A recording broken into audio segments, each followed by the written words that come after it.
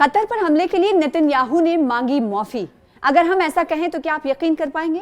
वो नेतन्याहू, वो Benjamin Netanyahu जो अलग अलग सतह पर अलग अलग ममालिक से लोहा लेने के लिए तैयार थे, ना सिर्फ लोहा लेने के लिए तैयार थे बल्कि उनके ड्रोन अटैक्स और मिसाइल अटैक्स में कई देशों में खलबली भी मच गई थी। और पिछले दिनों दोहा पर जो अटैक किया गया था इसराइल की तरफ से, उसने तमाम जो गल्फ कंट्रीज हैं, मिडिल ईस्ट में हलचल मचा दी थी, जिसके बाद हमने देखा था कि आनन फानन में कतर ने एक मीटिंग बुलाई थी और इस मीटिंग में तमाम जो मिडिल ईस्ट के ममालिक हैं उनके वज़राए खारजा इकट्ठा हुए थे, सर जोड़ कर बैठे थे और ये एक तरह से एक हिकमत अमली मुरतब की गई थी। डिक्लेरेशन, दोहा डिक्लेरेशन का नाम दिया गया था और ये कहा गया था कि इसराइल को कमजोर करने के लिए हमें हर सतह का इस्तेमाल करना होगा, चाहे वो इक्तिसादी तौर पर हो, माशी तौर पर हो, या फिर उस रिश्ते को लेकर हो, या फिर किसी और तरह से इसराइल को माली मदद जो पहुंचाई जा रही, या फिर ट्रेड डील हो। ये अलग अलग तरीके से हम इसराइल को छल निकलने की कोशिश करेंगे,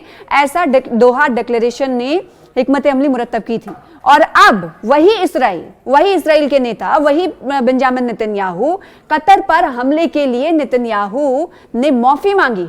जी हाँ, ये कोई सुनी सुनाई बात नहीं, ये सच है, हकीकत है। जी हाँ, कब और कैसे हुआ पूरी तफसील आपको इस वीडियो के जरिए बताएंगे। आदाब, इस्तकबाल, स्वागत है आपका। आप देख रहे हैं ये खास वीडियो, मैं हूं आपके साथ सना वारिस। व्हाइट हाउस से कतर के पीएम को फोन लगाया गया और उस वक्त जब फोन लगाया गया था तो उस वक्त डोनाल्ड ट्रंप भी मौजूद थे। वो डोनाल्ड ट्रंप जो दो देशों के बीच शांति वार्ता की शुरुआत करने के लिए अपने आप को आगे रखते हैं, वो भी मौजूद थे। तो इस्राएली वजीर आजम बेंजामिन नेतन्याहू ने कतरी वजीर आजम मोहम्मद बिन अब्दुर्रहमान अस्सानी से फोन पर बात की और दोहा में होने वाले फिजाई हमले पर माजरत की, माफी मांगी। उन्होंने सिक्योरिटी गार्ड की हलाकत पर भी दुख का इजहार किया। ये गुफ्तगू ट्रंप के सामने हुई है। इस्राएली वजीर आजम बेंजामिन नेतन्याहू ने जब कतरी वजीर आजम मोहम्मद बिन अब्दुर्रहमान बिन अस्सानी को व्हाइट हाउस से टेलीफोन किया और दोहा में होने वाले हालिया हमले पर माफी मांगी तो रिएक्शन क्या था? मिडिल ईस्ट ममालिक का, कतर का रिएक्शन क्या हुआ? कतरी प्रधानमंत्री ने, पीएम ने क्या कहा वो आपको बताएंगे। और ये कब हुआ था? इस माह के शुरू में होने वाली कार्रवाई में हमास के रहनुमा खलील अहया के बेटे और उसके साथी जिहादुल बाद समेत 5 अफराद मारे गए थे। नेतन्याहू ने यह बयान अमेरिकी सदर डोनाल्ड ट्रंप से मुलाकात के बाद दिया। उधर गजा में बमों और गोलियों की आवाजें थमने को, क्योंकि अमेरिकी सदर डोनाल्ड ट्रंप ने बड़ा बयान दिया है। इस्राएली वजीर आजम बेंजामिन नेतन्याहू से मुलाकात के दौरान सहाफियों ने ट्रंप से सवाल किया कि क्या आपको यकीन है कि गजा में जल्द अमन कायम होगा, जिस पर ट्रंप ने एतमाद के साथ ऐलान किया कि मैं मुकम्मल तौर पर पूरा एतमाद हूँ, मैं मुकम्मल तौर पर पूरा एतमाद हूँ। इस बात को बार बार उन्होंने दोहराया। तो एक ये बात है और दूसरी तरफ ये है कि बेंजामिन नेतन्याहू ये आप माफी मांगते हुए नजर आ रहे हैं। वो लीडर जो पै दर पै दिगर, पिछले दिनों आपको याद होगा कि 72 घंटे में 6 से 9 हमले उसने अलग अलग ममालिक पर किए थे और हलचल मचा दी थी। वो शख्स, वो मुल्क, उस मुल्क के प्रधानमंत्री, उस मुल्क के पीएम अब माफी मांग रहे हैं। और माफी किस लिए, किस इंसिडेंट के लिए मांग रहे हैं? कि जब कतर के दोहा में एक मीटिंग हो रही थी, वो भी अमन की मीटिंग थी कि हमास और गजा में और फिलिस्तीन पर जो इस्राएली बर्बरियत है, एक डेलीगेशन उधर से आया था और हमास का डेलीगेशन उसमें मौजूद था और इसमें 5 लोगों की मौत हुई थी। और जिस पर हमने देखा कि कई ममालिक, उसी हमले ने कई मिडिल ईस्ट के ममालिक को एक साथ लाया, एक पेज पर लेकर आया। और उसी डिक्लेरेशन के बाद हमने देखा कि सऊदी अरब और पाकिस्तान ने एक दूसरे से हाथ मिलाया और ये कहा कि हम ऐसा समझौता कर रहे हैं कि अगर हमारे ऊपर हमला हुआ तो हम सऊदी अरब, यानी दोनों मुल्कों ने किसी एक मुल्क पर हमला होने को दूसरे पर हमला करार दिया। इस तरह के डिक्लेरेशन हुए थे, इस तरह के समझौते होते हुए दिखाई दिए।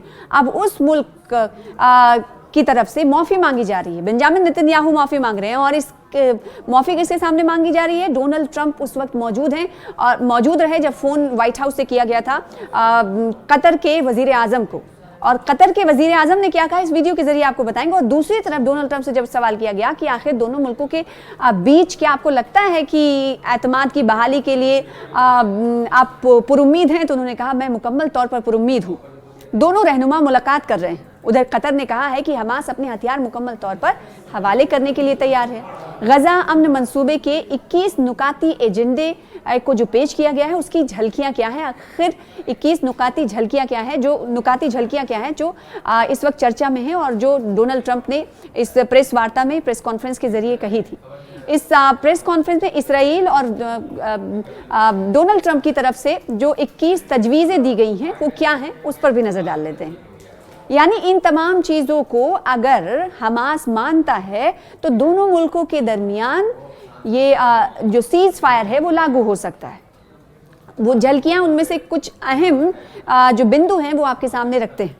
इसमें ये पहली शर्त ये है कि हमास फौरी तौर पर तमाम इस्राएली यरगमालियों को, हॉस्टेजेस को लौटा देगा, रिहा कर देगा। और फिर उसके बदले में क्या होगा? उसके बदले में ये होगा कि गजा के लोगों को रिलीफ फराहम करने के लिए इंसानी इमदाद गजा भेज दी जाएगी। और इसी तरह इस्राएली फौजी गजा की पट्टी से बतदरीज मतलब एक एक करके इनखला करेंगे। मगरबी किनारे को कभी भी इल्हाक ना करने का भी अहद इसमें शामिल है। तो वहीं गजा में किसी भी नई बस्तियों की तामीर का खात्मा किया जाएगा। और इस 21 नुकाती तजवीज़ में ये भी शामिल किया गया है कि हमास के बगैर नई फ़लस्तीनी हुकूमत का क़याम होगा। गजा के रिहायशियों की जबरी नकल मकानी ना हो और ना ही जंग के दौरान फ़रार होने वाले लोगों की वापसी को रोकने की कोई कोशिश हो। ये 21 तजावीज़ में शामिल है। कतर ने अमरीकी सदर डोनाल्ड ट्रंप को यकीन दिलाया है कि वो हमास को अमन मुआहदे पर राज़ी करने पर आमादा कर सकता है, जिसमें हथियार डालने और मुसल्लह सरगर्मियां बंद करने की शर्त शामिल है।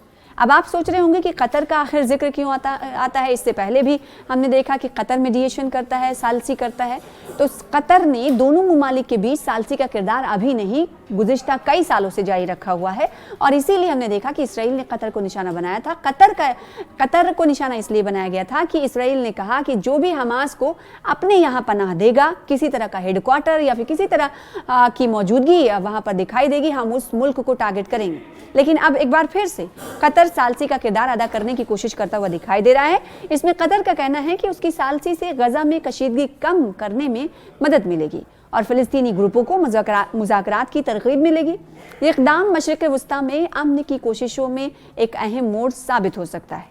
अमेरिका के मशरिक़ वस्ता के खुसूसी एलची स्टुअर्ट कोफ ने कहा है कि अमेरिका ने गजा के लिए 21 नुकाती अमन तजावीज़ तैयार कर ली हैं, अगरचे इसके तमाम पहलुओं को जाहिर नहीं किया गया है। टाइम्स एक अखबार के मुताबिक ये कहा गया है कि इसमें फ़लस्तीनी रियासत के क़याम की तजवीज़ शामिल हो सकती है। नेतन्याहू ने इस तजवीज़ की सख्त मुखालिफत भी की है। इसके बावजूद अगर डोनाल्ड ट्रंप डटे रहे तो तजवीज़ मंजूर हो सकती है। और इस तजवीज़ की हमने देखा कि अलग अलग जगह पर चर्चा भी हो रही, बहस भी हो रही है। अब सवाल ये उठता है कि जो तजवीज़ अमेरिकी सदर अमेरिका के राष्ट्रपति डोनाल्ड ट्रंप पेश कर रहे हैं, क्या वो तजवीज़ हमास मानेगा या फिर हमास की तरफ से उस तजवीज़ में कुछ चेंजेस किए जाते हैं? ये देखने वाली बात होगी। क्या हमास की तरफ से कहा जाता है कि जो आपने 21 इसमें तजवीज़ प्रस्ताव रखे हैं, इनमें से हम कुछ मान रहे हैं और कुछ नहीं मान रहे हैं, तो एक पेज पर आने की कोशिश करेंगे अगर आपने ये वाला माना और ये दूसरी तजवीज़ नहीं मानी तो। क्या इस तरह का कोई अमल देखने को आने वाले दिनों में मिलेगा? ये देखने वाली बात होगी। इस पर कुछ नहीं कहा जा सकता, लेकिन इतना तो ज़रूर है कि कतर एक बार फिर से सालसी के लिए तैयार हो गया है। भले ही इसराइल की तरफ से कतर को निशाना बनाया गया था। कतर में हमला उस बिल्डिंग पर किया गया था जहां पर हमास के लीडर सर जोड़ कर बैठे थे और दूसरे डेलीगेशन से बातचीत कर रहे थे कि इसराइल और गजा फ़लस्तीन पर हो रहे अटैक को रोकना है, सीज़ फायर को लागू कराना है। इसको लेकर बातचीत हो रही थी क्योंकि आपको मालूम ही है कि इसराइल में इस वक्त फायरबंदी लगातार जारी है और फायरबंदी की खिलाफ वर्जी लगातार इसराइल की तरफ से की जा रही है। ड्रोन अटैक्स किए जा रहे हैं। आईडीएफ के फौजियों की तरफ से इसराइली बच्चों को भी निशाना बनाया जाता है और एयर ड्रॉप्स हमने देखा था कि पिछले दिनों बहुत सारे ड्रॉप्स किए गए थे ताकि जो वहाँ पर कहत साली भुखमरी जो पैदा हो रही है वो उसमें थोड़ी सी कमी किया जा सके, क्योंकि इस वक्त वहाँ पर खुराक की बेहद कमी है। हमने देखा कि एयर ड्रॉप्स के पीछे जो अवाम है, वहाँ के बच्चे हैं, दौड़ते हुए नजर आए और ऐसे में कई लोगों की अमवात भी हुई है। और अभी जो ताज़ा पेशरफ्त हुई है वो ये है कि हमने देखा कि पहले हवा से एयर ड्रॉप्स के जरिए गिराए गए सामग्री, खाद्य सामग्री, ज़रूरी अशिया, खाने पीने की चीज़ें, और अब फ्लोटेला, समूद फ्लोटेला, ये बहरी जहाज पर मुश्तमिल बेड़ा है। ये काफिला है, किश्तियों का काफिला है जो अलग अलग मुमालिक के रुकन से भरा हुआ है और ये गजा की तरफ जा रहा है मुहासरा तोड़ने के लिए, ताकि गजा के लोगों को जो अशियाए खुर्दनी हैं या ज़रूरी सामान है उन्हें मुहैया कराया जा सके और कत्ल व गारत गिरी जो इसराइल की तरफ से जारी रखी गई है उसे बंद कराया जा सके, आलमी सतह पर की चर्चा हो। और यहाँ पर यह भी बताना ज़रूरी है कि पिछले हफ्ते 23 सितंबर का वक्त था जब इसराइल की तरफ से जो कश्तियाँ थीं वो करीब जब पहुँच रही थी तो हमने देखा कि इसराइल की तरफ से बमबारी की गई और इसराइल ने कहा कि मैं चेतावनी देता हूँ कि हमारे दायरे हुदूद में अगर आप दाखिल होंगे तो ऐसे ही आपको सामना करना पड़ेगा। और इस वक्त ये खबर आ रही है कि समूद फ्लोटेला के 2 जहाज़ बहुत ही करीब गजा के सरहद के साहिल के बहुत ही करीब पहुंच चुके हैं। सिर्फ और सिर्फ 500 किलोमीटर की दूरी बताई जा रही है।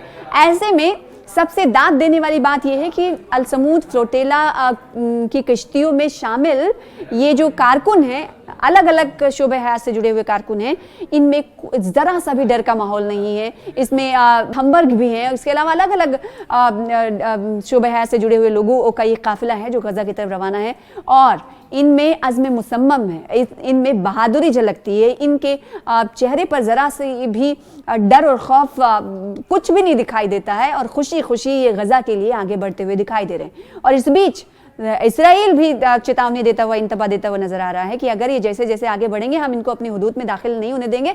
और एक हमला करके हमने दिखा भी दिया, एक नहीं 2 हमला किया गया, 2 इसराइल ने वक्तन फ़वक्तन किया और ये बताया कि अगर ये तमाम काफिले हमारे हुदूद की तरफ आने लगेंगे तो हम इन्हें निशाना बनाएंगे और हम इन्हें चेतावनी पहले ही देते हैं। तो अब सवाल ये उठता है कि ये फ्लोटिला तो आगे की ओर बढ़ रहा है कि कहीं फिर से इसराइल की तरफ से हमला ना किया जाए, टारगेट ना किया जाए, ये देखने वाली बात होगी। तो दूसरी तरफ ये है कि एक बड़ी पेशरफ्त ये हुई, कतर से मौफी इसराइली वज़ीर आज़म बेंजामिन नेतन्याहू का मांगना बहुत बड़ी पेशरफ्त की शक्ल में माना जा सकता है, क्योंकि वो इसराइल जो एक ही वक्त में कई मुमालिक से लोहा लेने के लिए और अपनी बादशाहत बरकरार रखने के लिए और अपनी मौजूदगी दर्ज कराने के लिए हमने देखा कि बमबारी करता रहा है, वो मौफ़ी पर कहीं ना कहीं आमादा नज़र आ रहा है या मौफ़ी मांग रहे हैं। तो ये बड़ी पेशरफ्ती से